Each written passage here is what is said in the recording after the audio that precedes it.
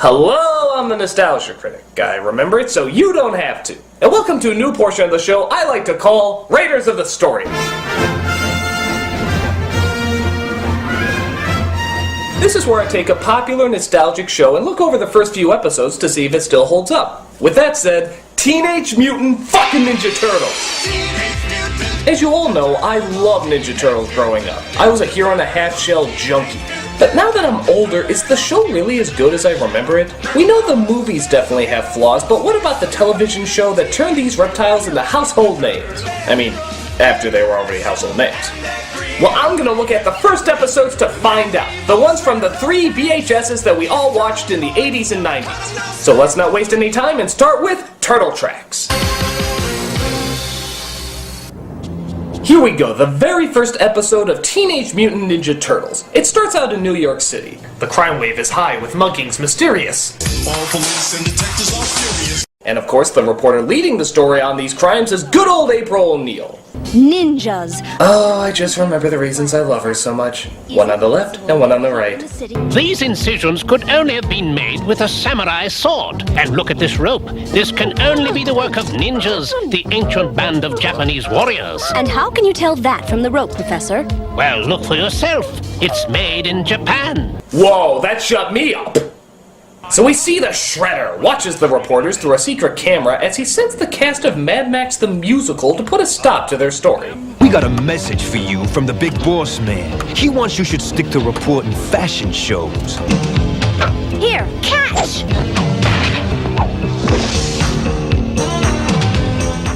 Bullshit! With breasts that big, wouldn't be able to fit in a pipe from Super Mario Brothers. But unfortunately, she forgot that she can't go through fucking walls and gets herself cornered. Sign off time, April O'Neil. Chill out, homeboy. But of course, our green friends come to save her as April can't believe her eyes. I don't know who you are, but thanks. You're not human. I can't handle this. So she wakes up in the turtle's home and passes out again. I wish she'd stop doing that. When she wakes up for a second time, the turtle's master, a rat named Splinter, explains who they are. The story of my young friends and I is really the story of a man named Hamato Yoshi. He says his name used to be Hamato Yoshi and he was the master of a martial arts clan known as the Foot in Japan, until his enemy named Oroko Saki literally stabbed him in the back.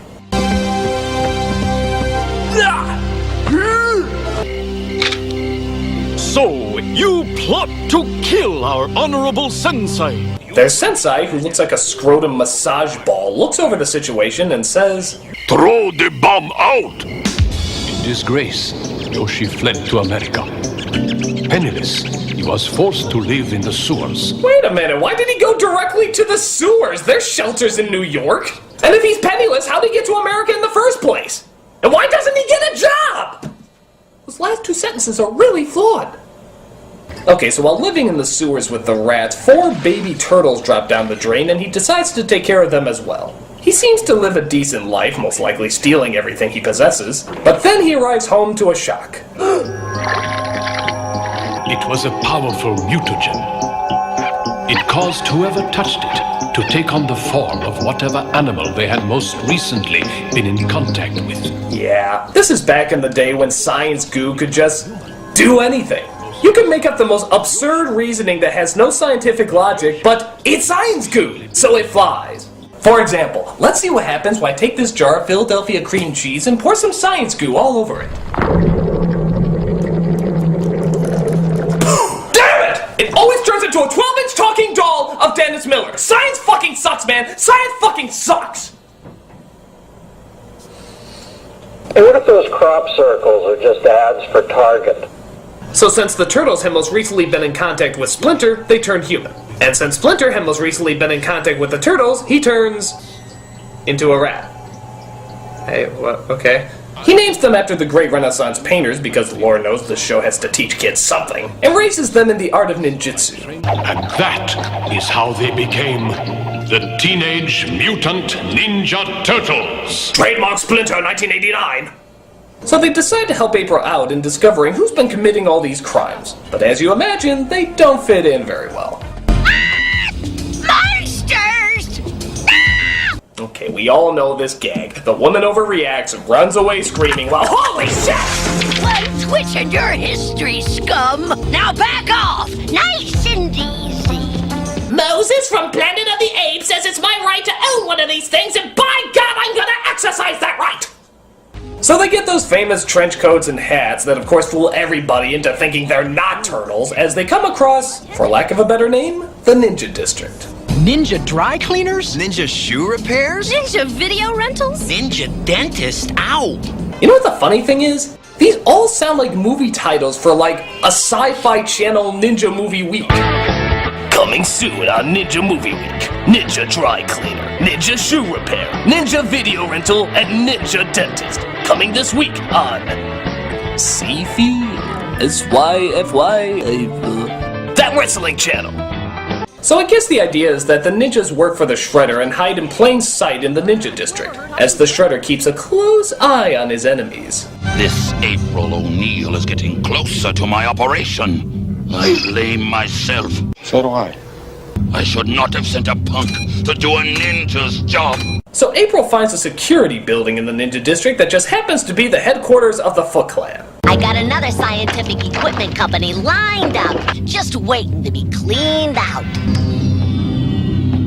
I found him. Send a camera crew to... Alright, send a camera crew to By any chance is that off of Help Street? So the turtles follow the clues to where April is being held and they're attacked by the Foot Clan, which it turns out is just a bunch of robots. Robots? Let's rock! Robots that still use ninjutsu weapons.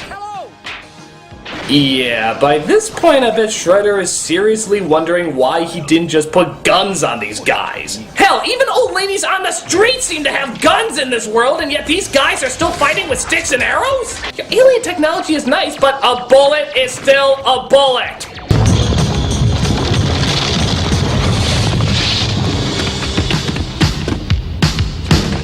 They're getting... Whoa, wait a minute. Hello! Looks like somebody's trying to cop a shell. No wonder she keeps getting kidnapped all the time. She's just looking for a turtle feel down.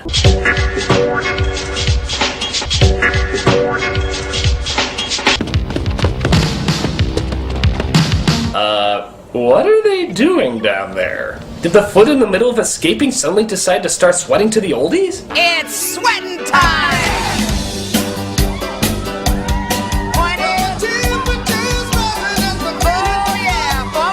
But the foot escape underground and flood the rest of the building, as Splinter fears that the Shredder might also be his mortal enemy Oroko Saki, which closes out our first episode and leads to the next one entitled... What was the title of that one again? Oh, sheesh, man! I mean, doesn't that hurt? Is he still wearing the sharp... I don't want to think about it! Oh! God. I need an Ardez Miller joke to get my mind off that. You know, other than the bombs they strap to their chests, I have absolutely no idea what makes the Palestinians tick. I don't get it. So we start where the last episode left off, as the turtles are trying to find the Shredder's giant vehicle called the Technodrome. What's a Technodrome, you might ask? That's a Technodrome! What the hell is the giant eye on the top of that thing for anyway? Is it really how the Shredder sees things? I always want to draw a little smiley face on there just to complete the image. I don't believe it. And yeah, I bet you didn't know the Technodrome was a stick shift either. We're finding out so much today. This is Krang. Report to me at once. So the Shredder goes to visit Krang, a talking tumor with arms that sort of sounds like that grandpa who can only eat applesauce. I have given you vast technical knowledge. And by the way, because people will kill me if I don't bring it up again, that is Uncle Phil playing the Shredder. And yes, it is hilarious to dub the Fresh Prince of Bel-Air over his voice. No force on earth could stop me. I'm gonna tie this place up with so much litigation that your grandchildren are gonna need lawyers.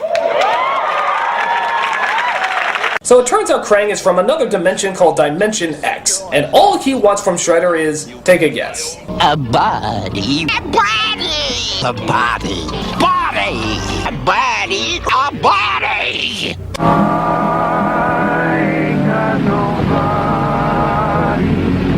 So to sweeten the deal, Krang exchanges some information. He tells him that the Shredder could just use the mutagen that was used on the Turtles also on his own henchmen. But suppose Yoshi had been near a more powerful animal.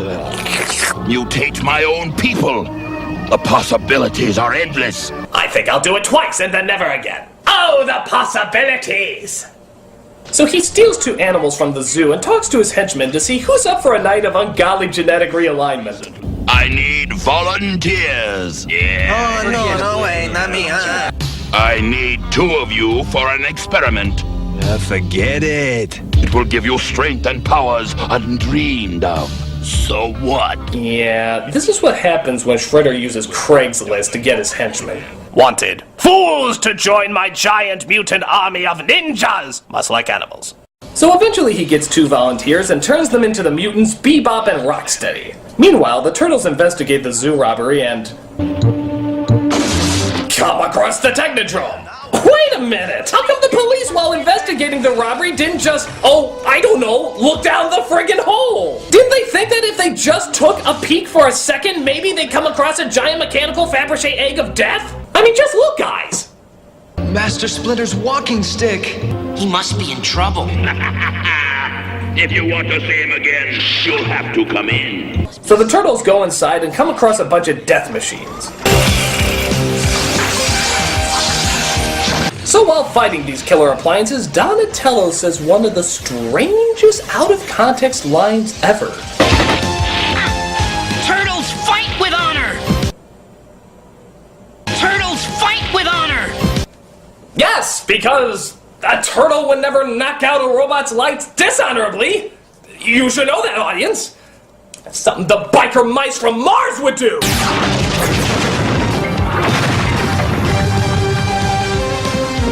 So they find a device that, I guess they assume is a bomb, get trapped in a corner with the supposed bomb, strap it to a wall praying it's a bomb, and once you know it, it happens to be a bomb. Turtles cheat with honor! They see that Splinter's been kidnapped and the Shredder reveals himself, telling the truth about his backstory. It was I who made you what you are today. If not for me, Hamato Yoshi would never have left Japan. I followed him. Okay, where is the Shredder getting these cameras? I mean, it's one thing to have surveillance cameras, but they seem to be getting shots that nobody could get. I mean, is there just a foot cameraman walking around and everybody's too polite to point him out? I mean, seriously, dude, how are they getting these? Bebop, Rocksteady, destroy them!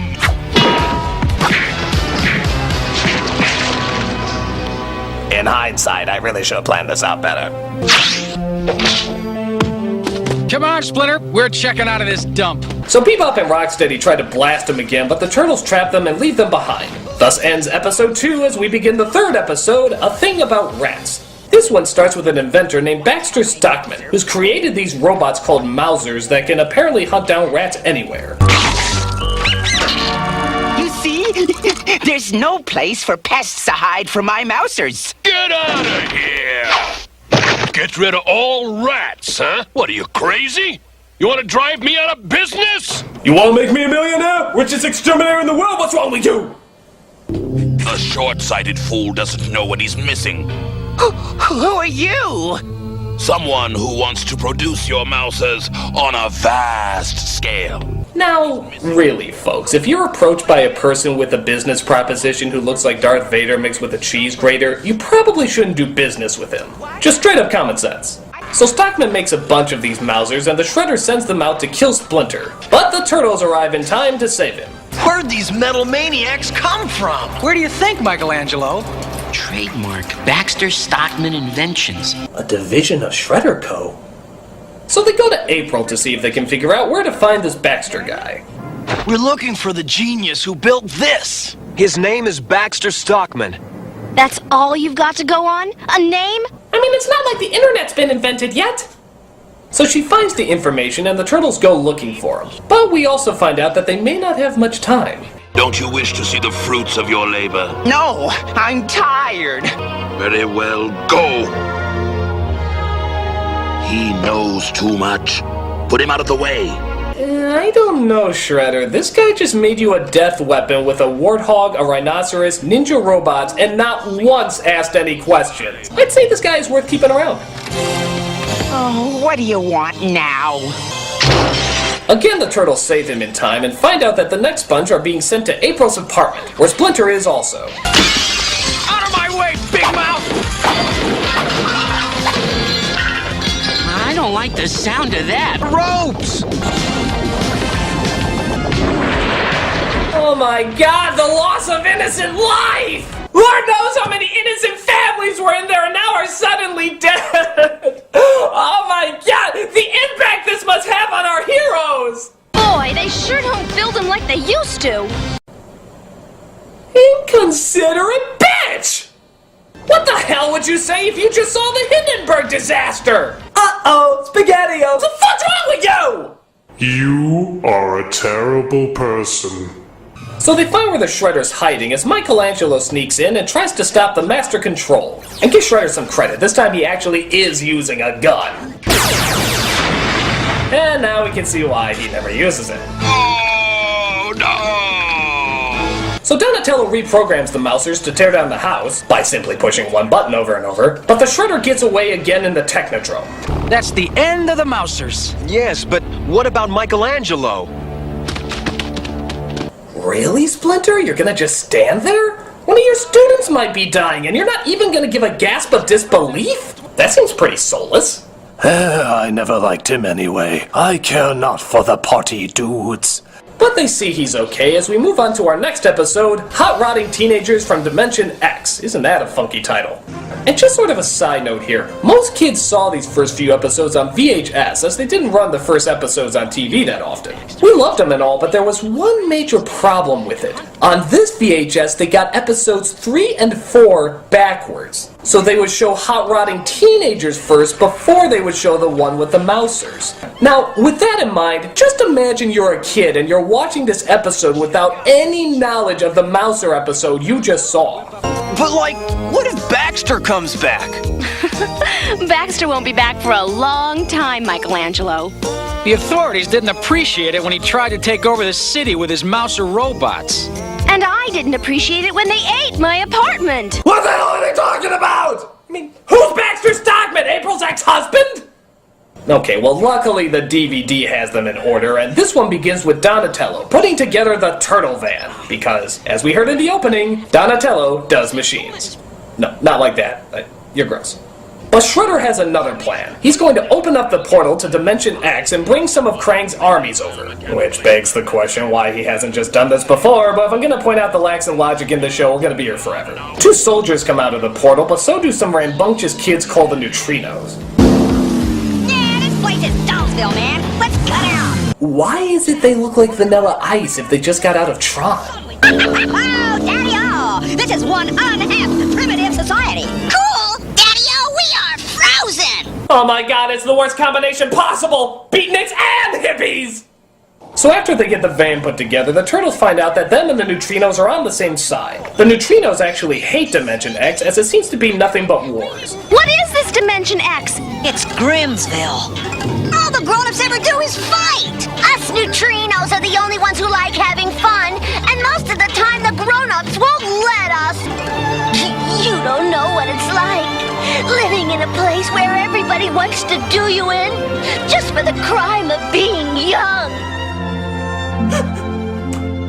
When will people realize the importance of Dimension X awareness? When? But the Stone Warriors from Dimension X find them and try to hunt them down. We said we wouldn't let anyone hurt you, and we mean it. Come on!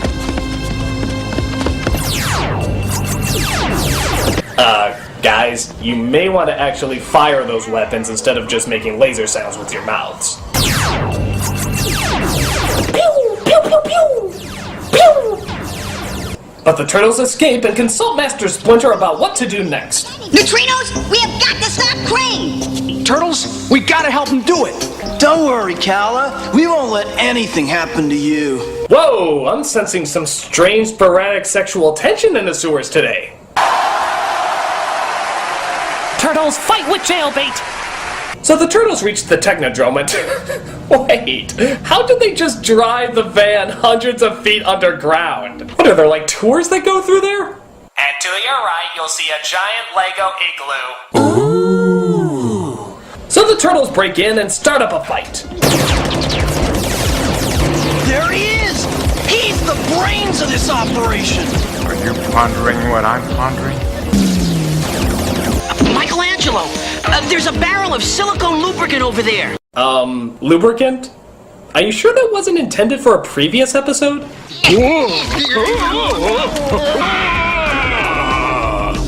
Okay, Neutrinos, it's your turn. Goodbye, you crazy turtles. We'll miss you. We'll miss you too.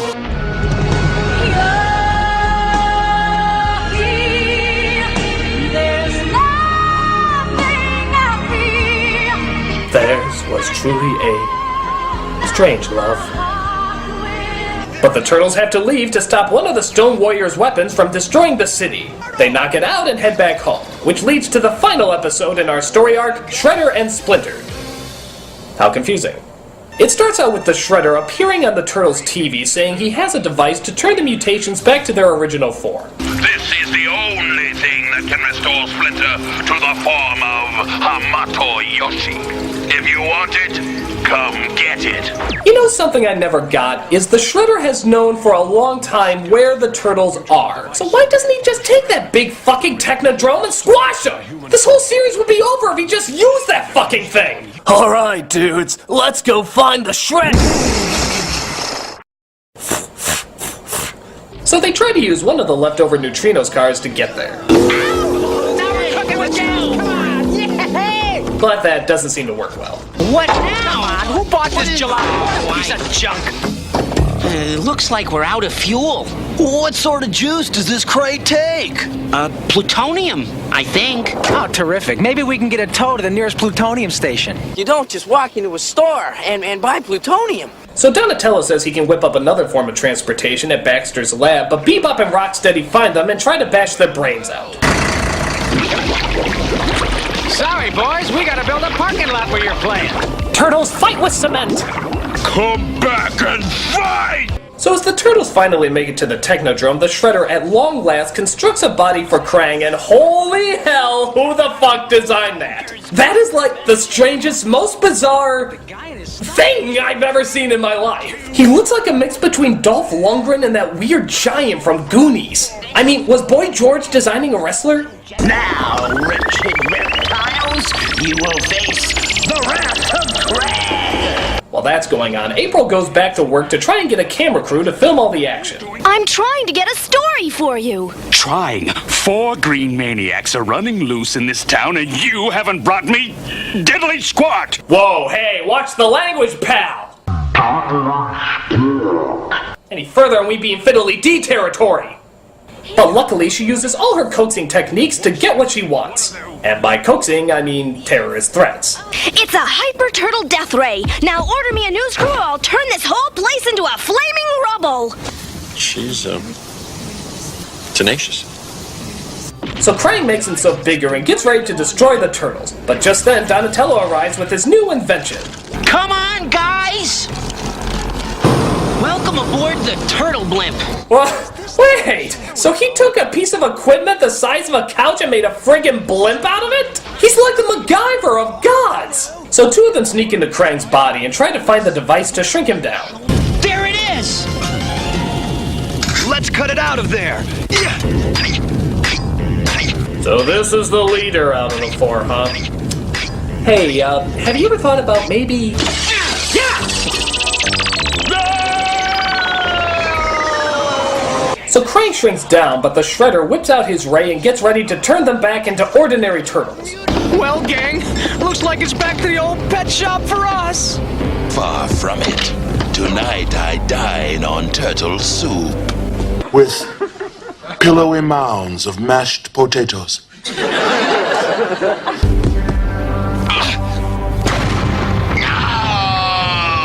So the ray is destroyed, but the turtles decide it's time to stop the Shredder once and for all. So Donatello, who did I mention does machines, figures out the alien technology and sucks the Technodrome itself into Dimension X. Turtles unrealistically master alien technology with honor. No! At last, I can conquer my home dimension. But I don't want to conquer this place. I want to conquer Earth. I love it when the Shredder is just a whiny bitch. That's when he's the funniest. I want to conquer Earth. I'm an evil mastermind. Now give me my Earth.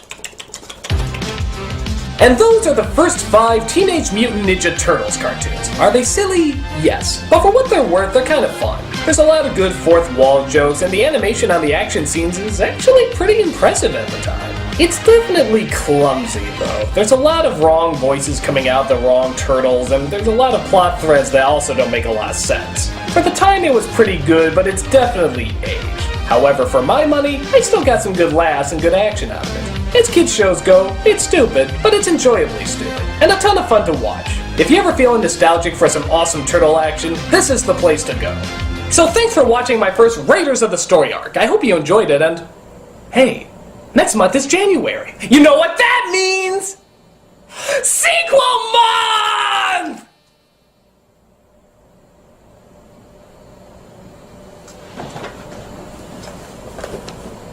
That's the news, and I am out of here.